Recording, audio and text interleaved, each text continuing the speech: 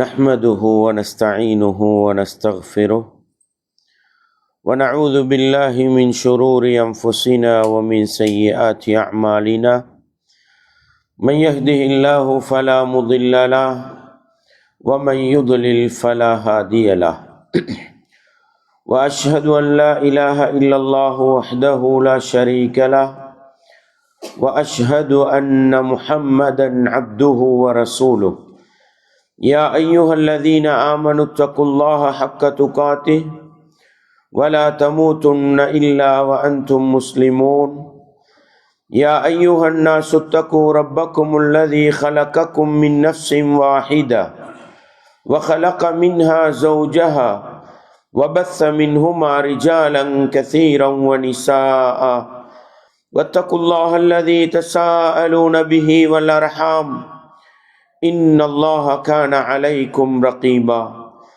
يا أيها الذين آمنوا اتقوا الله وقولوا قولا سديدا يصلح لكم أعمالكم ويغفر لكم ذنوبكم ومن يطع الله ورسوله فقد فاز فوزا عظيما أما بعد فإن أصدق الحديث كتاب الله وخير الهدي هدي محمد صلى الله عليه وسلم وشر الأمور محدثاتها وكل محدثة بدعة وكل بدعة ضلالة وكل ضلالة في النار.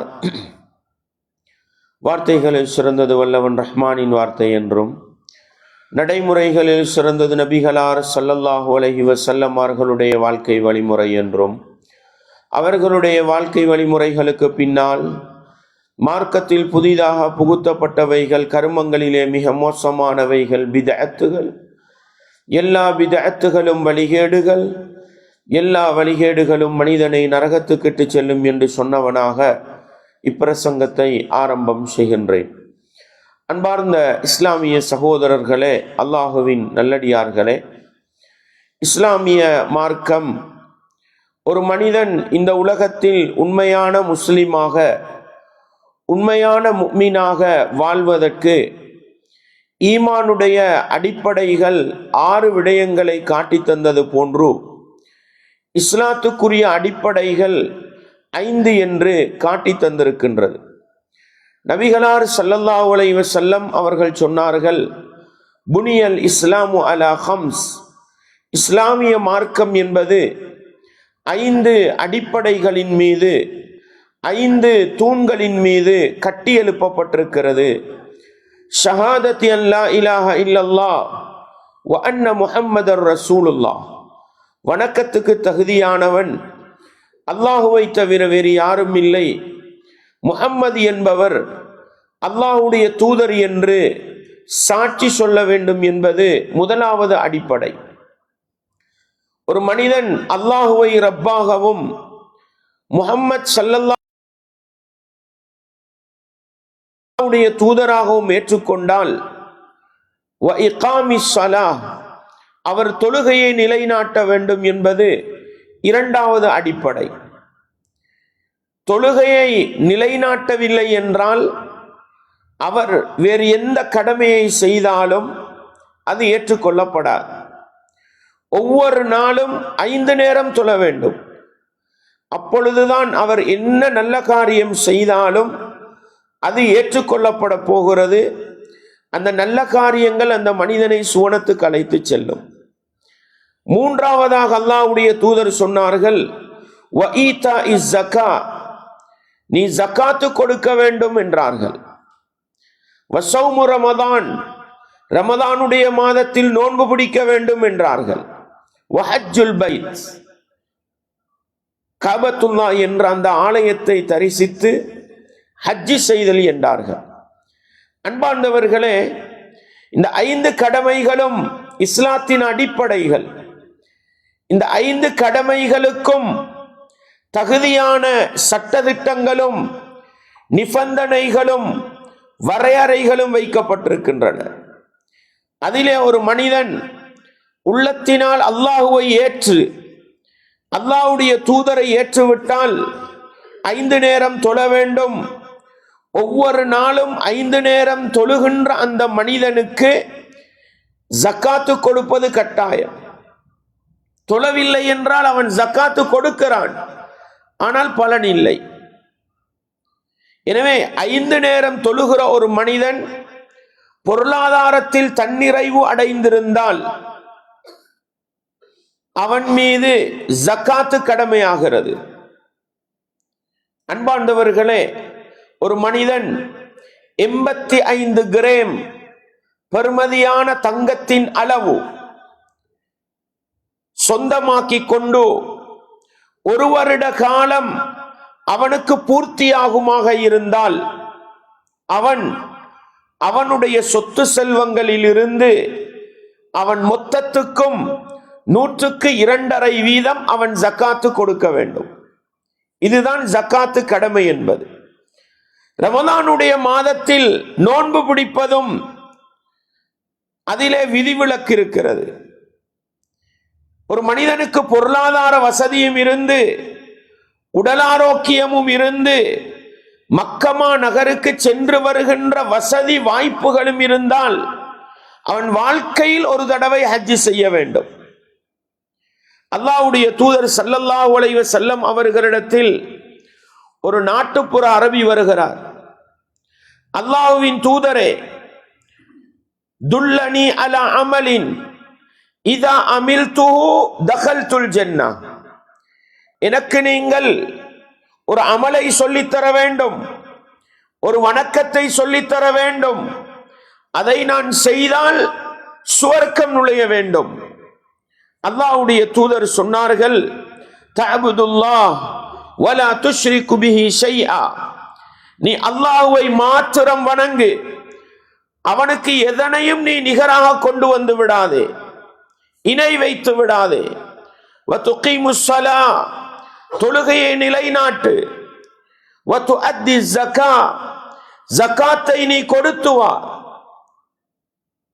இப்படி சொன்ன பொழுது வதசூமு ரமதான், ரமலானுடைய மாதத்திலே நோன்பு பிடித்துக்கொள் என்னும் சொன்ன பொழுது அவர் சொல்கிறார், வல்லதி நஃப்ஸி பியதி, என்னுடைய உயிர் எவன் கைவசம் இருக்கிறதோ அந்த அல்லாஹ்வின் மீது சத்தியமாக, லா அஸீது அலா ஹாதா வலா அன்குஸ், இந்த கடமைகளை தாண்டி எதனையும் நான் அதிகப்படுத்தவும் மாட்டேன், எதனையும் நான் குறைக்கவும் மாட்டேன் என்றார்.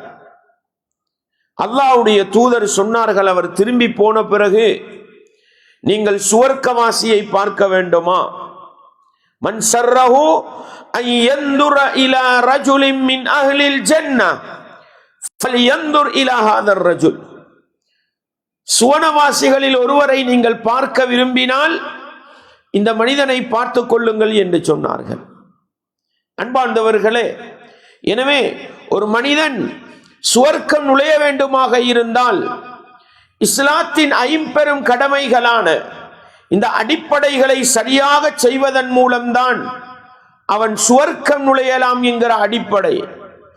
இதில் ஒன்றை அவன் மறுத்தாலும் புறக்கணித்தாலும் செய்வதை பாரமாக கருதினாலும் மறுமை நாளையில் சுவர்க்கம் நுழைவது என்பது, நேரடியாக சுவர்க்கம் நுழைவது என்பது கேள்விக்குறியான ஒன்றாக மாறிவிடும். மறுத்துவிட்டால் அவன் நிரந்தர நரகமாக இறை மறுப்பாளனாக போய்விடுவான்.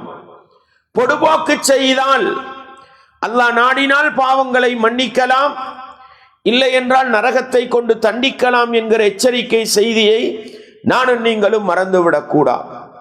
அன்பாண்டவர்களே, பொதுவாகவே ரமலானுடைய மாதம் என்று சொல்லுகின்ற பொழுது நபிகளார் ஸல்லல்லாஹு அலைஹி வஸல்லம் அவர்கள் கான அஜ்வதன் நாஸி பில் கைர், மனிதர்களில் நல்லதை செய்வதில் மிக ஆர்வம் உள்ளவர்களாக இருந்தார்கள். வகான அஜ்வத மா யகூன் ஃபீ ரமதான் ஹீன யல்காஹு ஜிப்ரீல், ஜிப்ரீல் அலைஹிஸ்ஸலாம் அவர்களை ரமலானுடைய மாதத்தில் சந்திக்கின்ற பொழுது இன்னும் நல்ல காரியங்களில் ஆர்வம் காட்டுபவர்களாக இருந்தார்கள். ஜிப்ரீல் அலைஹிஸ்ஸலாம் அவர்கள் ஒவ்வொரு இரவையிலும் நபிகளாரை சந்தித்து அல் குர்ஆனை எடுத்து காட்டுவார்கள். அந்த நேரத்தில் அல்லாஹ்வுடைய தூதர் அஜ்வத மினர் ரீஹில் முர்சலா, வேகமாக வீசுகின்ற காற்றை விடவும் நல்ல காரியங்களில் அதிக ஆர்வம் காட்டுபவர்களாக இருந்திருக்கிறார்கள். அந்த அடிப்படையில் பொதுவாகவே நல்ல காரியங்களில் இந்த ரமதானுடைய மாதத்தில் ஆர்வம் காட்ட வேண்டும் என்ற அடிப்படையில் ஜகாத்து கடமையானவர்கள் இந்த ரமதானிலே ஜகாத்தை கொடுக்க வேண்டும் என்று ஆசைப்படுகிறார்கள். ஆனால் ஒரு அடிப்படையை நானும் நீங்களும் விளங்கிக் கொள்ள வேண்டும். எங்களுக்கு அந்த பொருளாதாரத்தின் 85 கிராம் என்கிற 8.5 பவுனுடைய அந்த பெறுமதி எப்பொழுது வருமோ வருடத்தில், அந்த நாளிலிருந்து ஒரு வருடம் பூர்த்தியாகிற பொழுதுதான் ஜக்காத்து கடமையாகும். அது ரமதானுக்கு மாத்திரம் சொந்தமான கடமை அல்ல. ஒரு மனிதனுக்கு அந்த அளவு ரமதானிலே வரும் என்றால் அவர் அவருடைய ஜக்காத்தை இந்த ரமதானில் நிறைவேற்றலாம். அதற்கு முன்னாலோ பின்னாலோ கடமையாகும் என்றால் அவர் வருடம் பூர்த்தியாகிற பொழுது அந்த ஜக்காத்தை வெளியிட வேண்டும் என்கிற பாடத்தை நானும் நீங்களும் மறந்துவிடக்கூடாது. அன்பார்ந்தவர்களே, இந்த ஜக்காத்து கடமையை நானும் நீங்களும் கொடுக்கின்ற பொழுது யாருக்கு கொடுக்க வேண்டும்? அதற்கு தகுதியான மனிதர்கள் யார்? அதையும் அல்லாஹ் அல் குர்ஆனின் மூலம் எனக்கும் உங்களுக்கும் மிக தெளிவாக சொல்லி காட்டுகிறான். 8 கூட்டத்தவர்கள் இருக்கிறார்கள். இன்னமஸ் ஸதகாத்து லில் ஃபுகராஇ வல் மசாகீன் வல் ஆமிலீன அலைஹா வல் முஅல்லஃபதி குலூபுஹும் வஃபிர் ரிகாப் வல் காரிமீன வஃபி ஸபீலில்லாஹி வப்னிஸ் ஸபீல். அல்லாஹ் 8 கூட்டத்தவர்களை குறிப்பிட்டு சொல்கிறான். வருமானமே இல்லாத ஏழைகள், போதிய வருமானம் இல்லாத மிஸ்கீன்கள் 2 கூட்டம்.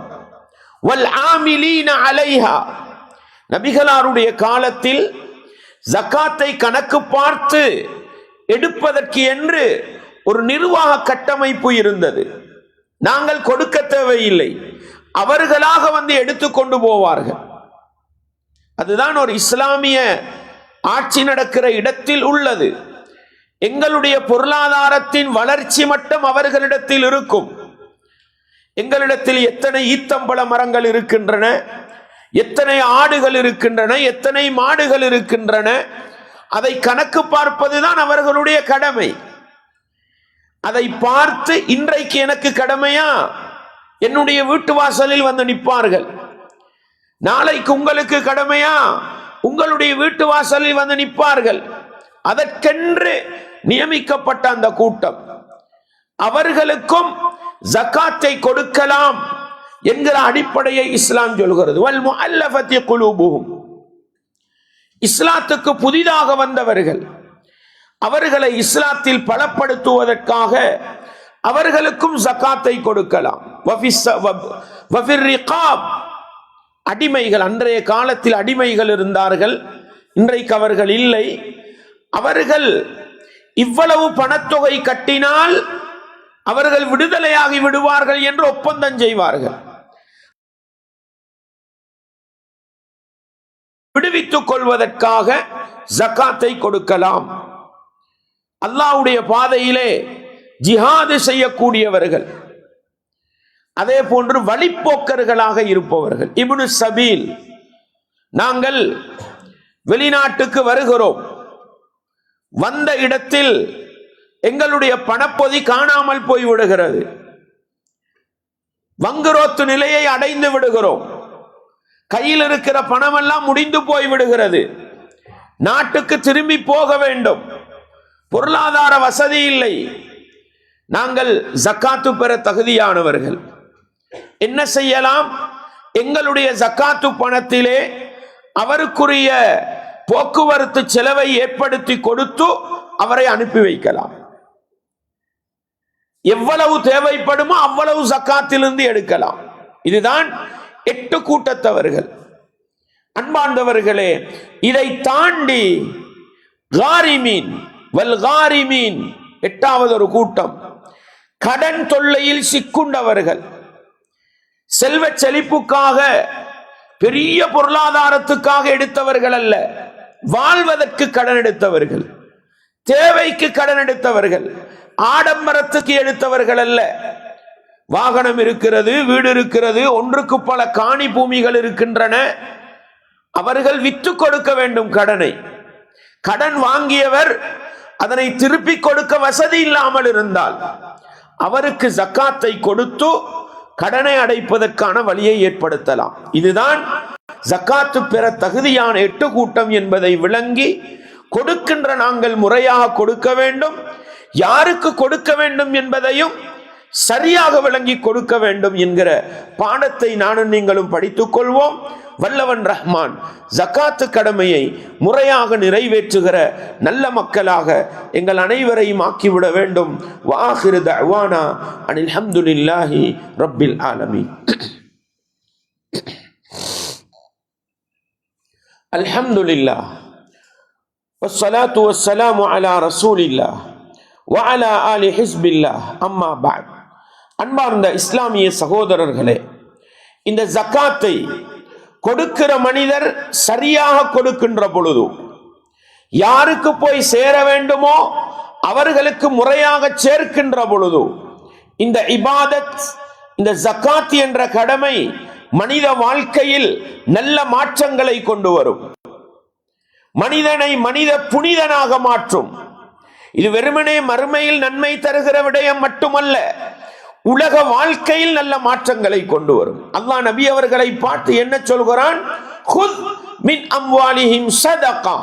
நபியே, அவர்களுடைய பொருளாதாரத்தில் இருந்து நீங்கள் ஜக்காத்தை எடுங்கள். அந்த ஜக்காத் என்ன செய்யும்? துஸக்கீஹிம் வ துதஹிருஹும். அவர்களை நீங்கள் பரிசுத்தப்படுத்தலாம், அவர்களை நீங்கள் சுத்தப்படுத்தலாம். உள்ளத்தளவிலும் சுத்தம் ஏற்படும், வெளி வாழ்க்கையிலும் சுத்தம் ஏற்படும். அல்லாஹ் அந்த 2 பயன்பாட்டை சொல்லி காட்டுகிறான். அன்பார்ந்தவர்களே, ஜக்காத்தை தூய்மையாக கொடுக்கின்ற நேரம் பொருளாதார ரீதியாக நாங்கள் செய்கிற தப்புகள், தவறுகள், அநியாயங்கள் மன்னிக்கப்பட்டு உள்ளம் சுத்தம் பெற தகுதியாகும். அதே நேரம் கஞ்சத்தனம் இருக்கும், ஏமாற்றுகிற குணம் இருக்கும், அடுத்தவண்ட பொருளாதாரத்தை சுரண்டுகின்ற தன்மை இருக்கும், பொருளாதார ரீதியாக விரோதம், குரோதம், வைராக்கியங்கள் இருக்கும். அதையெல்லாம் உள்ளத்திலிருந்து சுத்தப்படுத்தி மனிதனை உள்ளத்தளவில் பரிசுத்தப்படுத்துகிற ஒரு இபாதத் ஜக்காத் என்ற கடமை. சகோதரர்களே, நானும் நீங்களும் சரியாக ஜக்காத்தை நிறைவேற்றினால் ஒரு ஏழையின் பொருளாதாரத்தை அநியாயமாக சுரண்ட மாட்டோம், ஒரு ஏழைக்கு துரோகம் இழைக்க மாட்டோம், பொருளாதாரத்தை உழைக்கின்ற பொழுது ஹராத்தை செய்ய மாட்டோம், அடுத்த மனிதனை ஏமாற்ற மாட்டோம், அடுத்த மனிதனுக்கு கலப்படம் செய்ய மாட்டோம், அடுத்த மனிதனுக்கு தீங்கை ஏற்படுத்துகிற பொருட்களை விற்பனை செய்ய மாட்டோம். ஏன்? அல்லாஹ்வுக்காக ஜக்காத்து கொடுக்கிற மனிதர்கள் நானும் நீங்களும் அல்லாஹ்வை பயந்து பொருளாதார வாழ்க்கையை வாழ்வோம். எனவே இப்படிப்பட்ட மிகப்பெரிய ஒரு சீர்திருத்தத்தை கொண்டு வரக்கூடியதுதான் ஜக்காத் என்ற கடமையை புரிந்து கொண்டு இந்த ஜக்காத்து கடமை பற்றிய விரிவான பாடம் இருக்கிறது. சகோதரர்களே, ஜக்காத்தின் சிறப்பை தான் இந்த இடத்திலே பேசலாம். அதை எப்படி நிறைவேற்ற வேண்டும் என்பதை சுருக்கமாக சொல்லலாம். பொருளாதாரத்தில் வசதியுள்ள தன்னிறை உள்ளவர்களாக இருந்தால் அல்லது ஜக்காத் எடுக்கிற நிலையில் நாங்கள் இருக்கிறோம் என்றால் 2 சாராரும் நான் எடுக்க தகுதியானவனா, நான் கொடுப்பவன் என்றால் எப்படி கொடுக்க வேண்டும், கொடுக்கிற நான் யாருக்கு கொடுக்க வேண்டும், இந்த 2 சாராரும் படித்து இந்த ஜக்காத்து கடமையை முறையாக நிறைவேற்றினால் இந்த உலகத்தில் தன்னிறைவான ஒரு பொருளாதார சமூகத்தை உருவாக்கலாம். ஜக்காத்து கொடுப்பதன் மூலம் பொருளாதாரத்தில் சிறந்த மனிதர்களாக, நல்ல மனிதர்களாக, மறுமை வெற்றியை நோக்கி பயணிக்கின்ற உத்தமர்களாக வாழ்ந்து மறுமையிலே வெற்றி பெறலாம் என்கிற பாடத்தையும் நானும் நீங்களும் பெற்றுக்கொள்வோம். வல்லவன் ரஹ்மான் அப்படிப்பட்ட உத்தமர்களாக எங்கள் அனைவரையும் ஆக்கிவிட வேண்டும். வ ஆகிரு தஅவானா அனில் ஹம்துலில்லாஹி ரப்பில் ஆலமீன்.